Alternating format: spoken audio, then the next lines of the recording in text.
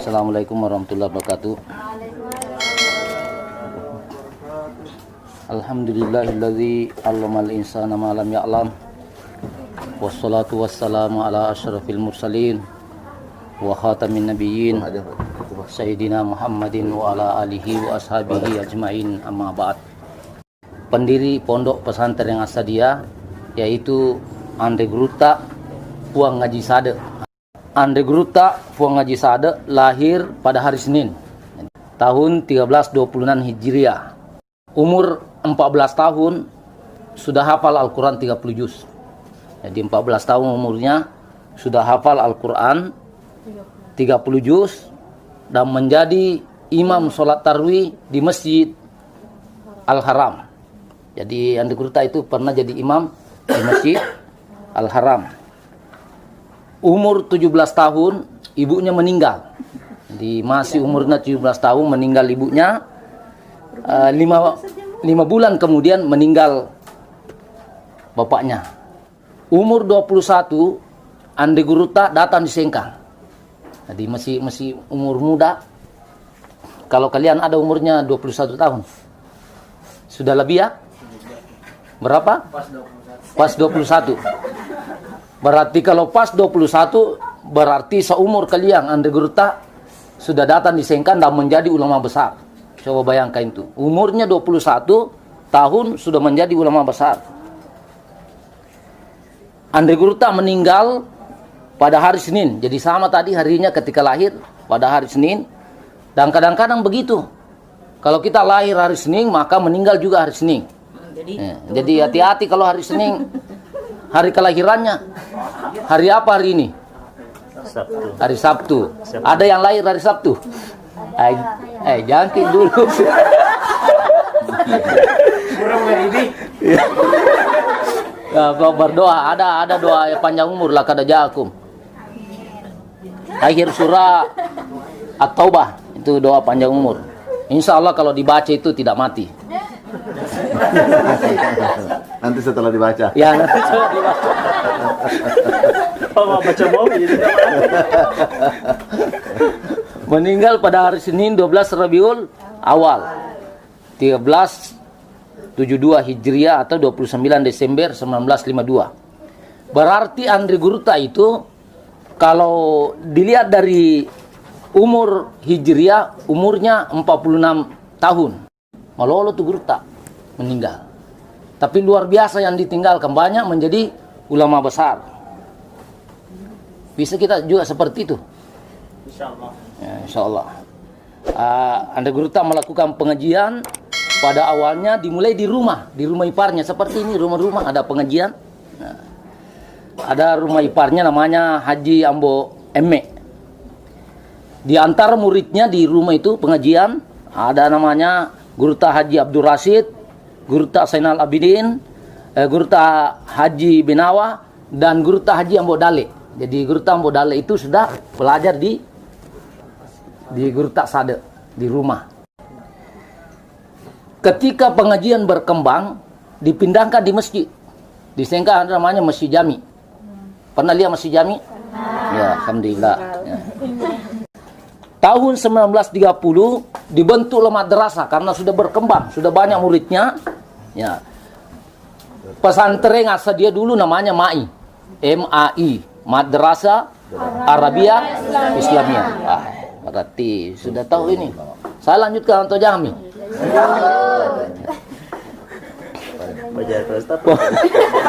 Karena sudah tahu pemikiran dan pembaruannya.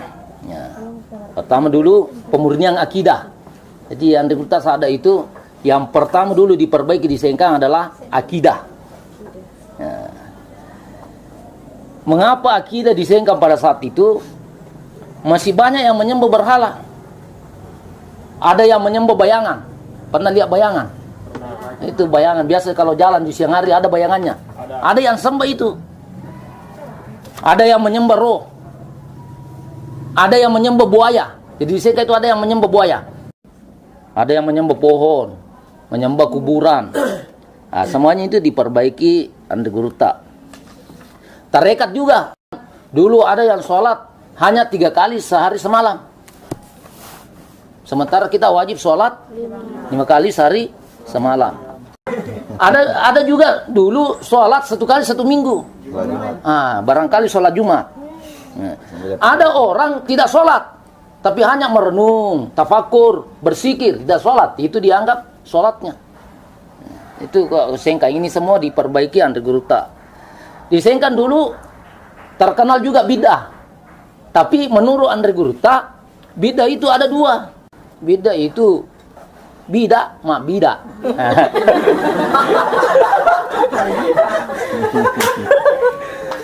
Bid'ah ada 2. Apa guru selesai?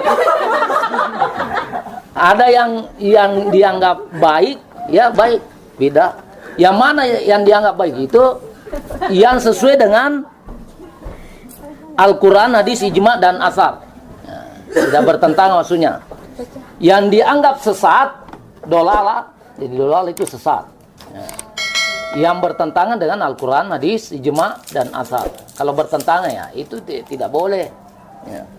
Misalnya ada orang yang sholat subuh hanya 1 rakaat, salah itu.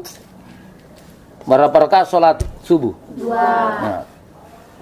Kemudian pembaruan dalam bidang pendidikan. Andre Guruta membuka tahfiz Al-Quran. Jadi waktu datang di Sengkang ada itu tahfiz Al-Quran. Sampai sekarang sudah ada dilanjutkan. Kemudian ketika belajar, anak mengaji membawa kitab. Mana kitabnya? Di rumah. Kalau Andre Guruta pengajian dulu ada santri itu membawa kitab. Sekarang membawa laptop Sekarang membawa laptop ya. atau Android. Kitab kuning, ada kitab kuning ya, yang tidak ada barisnya. Bagus kalau tidak ada barisnya. Terserah kita. Ya, terserah kita mau beri apa. Ada yang pernah berdebat, ada yang mengatakan U, ada yang mengatakan A. Sekalinya diperhadapkan, ternyata yang benar I.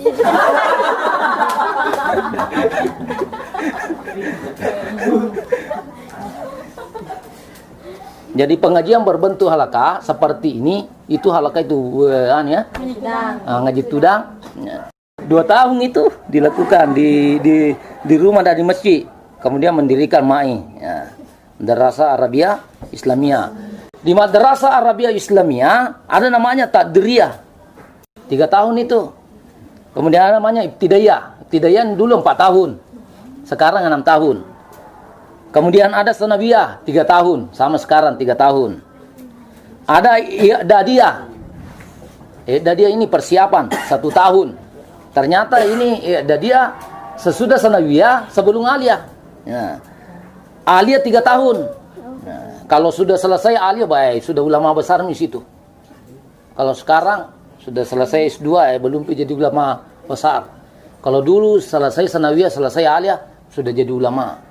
Mengapa jadi ulama? Karena diamalkan apa yang diketahui. Bahkan sebelum datang kepada Andre Guruta, memang sudah menguasai kitab tertentu. Berbeda dengan kita kosong. Kalau dulu sudah banyak, seperti Guruta Modale, memang ulama datang di Sengkang. Guruta Dau memang ulama. Kalau kita bagaimana? Sama itu Imam Syafi'i dulu belajar kepada Imam Malik. Wiri-wiri minonroi, saliwa-saliwang. Ketika menjelaskan Imam Malik, maka Imam Syafi'i itu nalepa-lepa jari naik. Kemudian begini, menulis di tangannya. Dilihat oleh Imam Malik, ditegur, dipanggil, sini. Mengapa Anda melakukan seperti ini?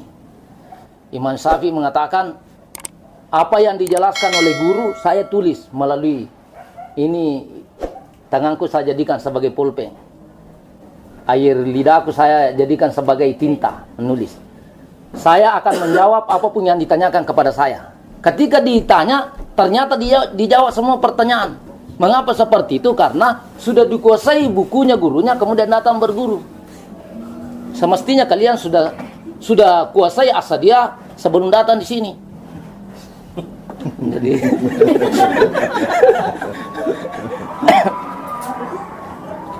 metode yang digunakan, metode ceramah itu yang pertama. Ceramah, kemudian tanya jawab. Jadi dulu ada tanya jawab.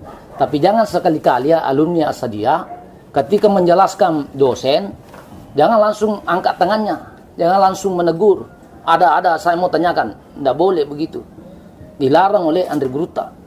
Saya pernah belajar sama Andre Guruta Muhammad Nur, jangan bertanya. Dia menjadikan pelajaran dari kisah Al-Quran antara Nabi Musa dengan Nabi Khidir. Nah, ya. Karena Nabi Musa banyak bertanya sehingga sebentar sekali. Masih banyak yang mau disampaikan, tapi ternyata terlalu banyak bicaranya, banyak pertanyaannya. Jadi sebentar, ya nanti bertanya kalau diberi kesempatan. Kemudian ada diskusi, ya, diskusi apa tentang apa persoalan-persoalan. Jadi bagus kalian melakukan diskusi-diskusi meskipun tidak di tempat ini. Kemudian pemberian tugas. Ya. Dulu pelajaran yang dipelajari di Sengkang, yang pertama mata pelajaran pokok, ada tafsir, ada hadis, ada tauhid, ada fikih. Nah, kemudian ilmu alat, ada mantik. Belajar mantik dulu. Nah, ada balaghah, ada nahwu saraf. Nah, ada mata pelajaran tambahan. Ya. Ilmu faraid, belajar ilmu faraid. Kemarin ya. Ada ilmu arudi. Ada ilmu pengetahuan umum seperti ilmu bumi. Belajar ilmu bumi. Ilmu hayat. Ilmu alam. Belajar. Ilmu handasa. Apa itu handasa? Insinyur. Kalau mau jadi insinyur bisa baca bukunya itu. Ilmu geografi. Itu yang dipelajari dulu dia. Makanya alumni Asadiyah hebat-hebat. Jadi harus selalu terbaik. Terbaik di ruangannya. Jangan selalu diam. Diskusi orang diam. Ya. Ketika ujian menyontek. Ya, itu. Kita harus saja kalau begitu. Ya, bukan alumni sedih kalau begitu. Harus menjadi teladan, menjadi hebat. Ya. Keistimewaan yang dimiliki oleh Andre Guruta Sade. Jadi harus juga punya keistimewaan, kelebihan. Andre Guruta Sade hafal 30 juz Al-Quran, umurnya 14 tahun. Menguasai bahasa Arab. Jadi Andre Guruta Sade itu kuasai bahasa Arab. Ya. Bukan cuma komunikasi, tapi menulis dengan menggunakan bahasa Arab itu dikuasai. Bagus kaidahnya. Ya. Menguasai bahasa Bugis dengan fasih, meskipun berada di lingkungan orang Arab. Karena Guruta Sade itu waktu kecil di Mekah. Tapi fasih bahasa Bugisnya. Yang Banyak. di sini yang tidak bisa bahasa Bugis. Nah, itu harus gitu. Macam bahasa Ugi, baca Ugi. Guruta Sade itu harus belajar gitu. Guruta Sade itu mampu menulis buku dengan bahasa Bugis. Banyak itu tulisan-tulisannya. Nah. Jujur ketika menulis. Jangan tidak jujur. Sekarang ini era elektronik gampang sekali copy paste. Ada mahasiswa yang membuat makalah, ditanya siapa yang buat makalah ini, saya sendiri. Ketika dilihat di internet, nah sama ini tulisanmu. Kira-kira siapa yang menyuntik? Tidak jujur itu kalau begitu. Berkomunikasi dengan baik bersama dengan pemerintah. Waktu itu Arung Matua. Bagus komunikasinya Guruta. Ya. Kemudian menggunakan media cetak dan membuka kolom tanya jawab dalam majalah. Jadi waktu itu Guruta sudah menggunakan majalah, ada tanya jawab situ. Mungkin kalian tidak dapat itu buku-buku itu kecil, ada tanya jawab situ, ada koran-koran. Ya. Sekarang saya kurang tahu mengapa Asadiyah tidak munculkan lagi itu, bagus, banyak yang minati. Majalah Asadiyah. Ya, majalah Asadiyah. Alumni Asadiyah itu jangan ikut-ikutan. Dan temannya di Asadiyah disalahkan. Karena kalau berdebat tidak mau dikalah. Selalu dia mau menang. Satu buku saja dibaca. Ya. Saya beri perumpamaan ya. Kalau banyak buku dibaca, sama halnya orang kaya. Orang kaya itu banyak makanan bisa dihidangkan. Ada susu, ada kopi, ada teh, ada konro, ada coto, ada udang, ada semua di situ. Silakan pilih sendiri. Tapi kalau orang miskin, ikan kering saya situ dan tidak boleh memilih. Begitulah orang yang satu buku dibaca.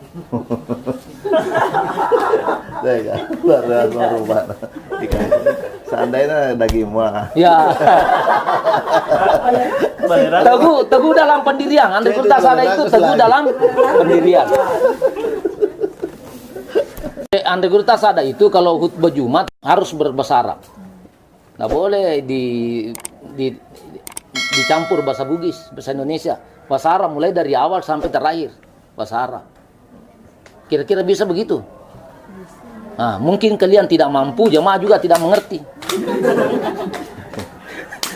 Idul Fitri juga begitu, dan Idul Adha. Ya. Pakaian yang selalu digunakan adalah jubah panjang yang berwarna putih. Jadi Andre Gurta Sada itu suka pakaian putih.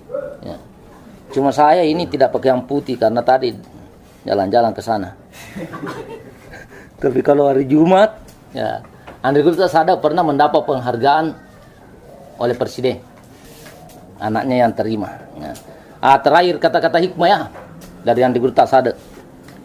Andre Gurta Sada mengatakan, jangan mengandalkan kemuliaan pada pakaian. Jadi jangan Anda kalau bagus sekali pakaiannya, mahal harganya, jangan mengandalkan itu. Karena pakaian itu akan ditanggalkan. Ibu amatir pakaiannya. Ya. Jadi jangan mengandalkan itu. Jangan mengandalkan kemuliaan pada jabatan. Karena jabatan itu pasti akan berakhir. Jadi suatu saat kalau kalian menjadi pejabat, jangan menganggap dirinya paling hebat. Ditanggalkan semua itu. Jangan mengandalkan kemuliaan akan harta. Misalnya menjadi orang yang kaya raya. Jangan. Karena harta itu hanyalah bayang-bayangan. Hilang dengan sendirinya. Namun Andre Gurta Sada mengatakan, kalau bahasa Bugis maka dia Andre Gurta Sada, andalkanlah kemuliaan pada dirimu. Ya. Maksudnya akhlakul karimah. Pakai singi ampe-ampe medecemu. Ya. Keunggulan yang dimiliki oleh asadia ampe-ampe mekesing. Nah itu ya. Mekesing ampe-ampe. Nah kemudian yang kedua macam-macam ramah.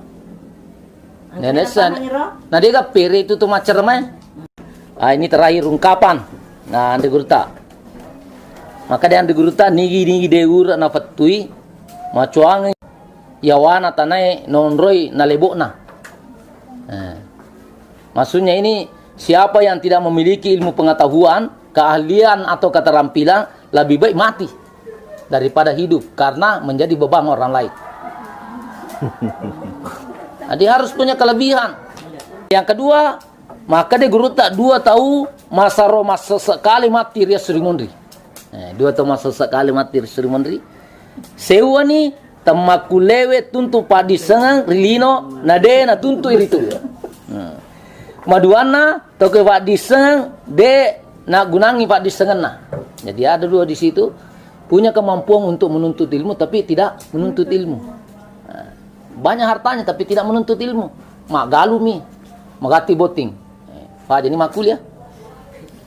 Kemudian yang kedua, angka pak disengena tapi dia dapat gurangi. Baik, kan ada ungkapannya itu ya. Apa ungkapannya itu? Al ilmu Bila amalin. Kasajari bila. Kemudian yang ketiga ajak lalu nasaleko bujut temeti. Ngerti nih? Bujut temeti. Kau harus engkai riolo meti aro degaga. Woi mukura woi. Manu atau mibu babum. Ya. Ini falsafah disampaikan Gurta. Maksudnya ini jangan sampai kamu tidak memiliki sumur yang banyak airnya. Atau milikilah sumur yang tidak pernah kering airnya. Maknanya di sini milikilah ilmu pengetahuan. Kalau kita punya ilmu pengetahuan itu luar biasa. Karena ada yang kenal Nabi Sulaiman sini. Di mana kenal? Nah, itu Nabi Sulaiman pernah diberikan tawaran oleh Allah, pilih satu di antaranya, ilmu, harta atau jabatan. Apa dipilih Nabi Sulaiman? Ilmu ya. Kalau punya ilmu dapat semua ini, ya. Dengan ilmu dapat jabatan, dengan ilmu dapat harta yang banyak. Jadi miliki itu, ah. Ini terakhir. Nareko mak jama ko, mak pak guru ko, aja na karena elo ko terima gaji. Ya? Tapi mak jama ko nasaba moranwana riatimu makada iya pegawai na fung Allah Ta'ala. Ini mengandung keikhlasan. Ya. Artinya apa? Kalau melakukan pekerjaan, jangan melakukan pekerjaan itu karena mau gaji. Tapi lakukanlah pekerjaan itu karena Allah.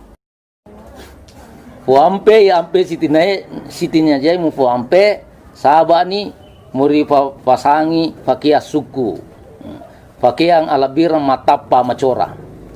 Lasimila akhlak yang mulia niscaya Anda akan dihiasi dengan pakaian dan mahkota yang gemerlapan. Jadi ini akhlak lagi ya. Ya, saya kira seperti itu. Ya. Terakhir ini. Pesan Ande Gruta.